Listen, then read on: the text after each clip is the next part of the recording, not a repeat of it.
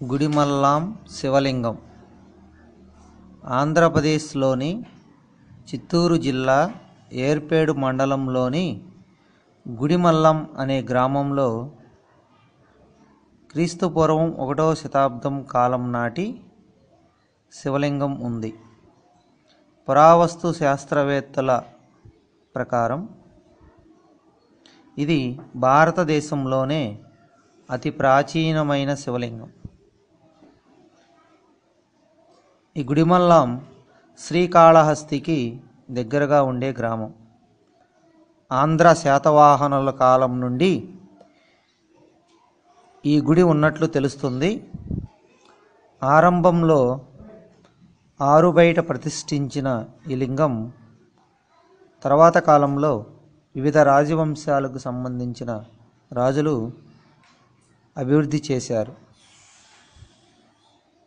ప్రపంచంలో ఎక్కడా లేని విధంగా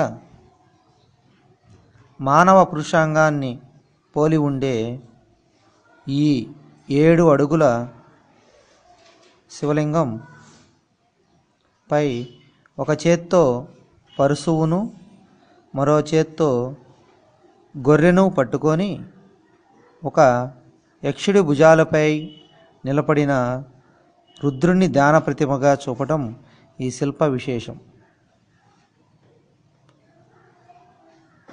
ప్రముఖ పుణ్యక్షేత్రం తిరుపతికి 20 కిలోమీటర్ల దూరంలో గుడిమల్లం అనే ఈ గ్రామం ఉంది.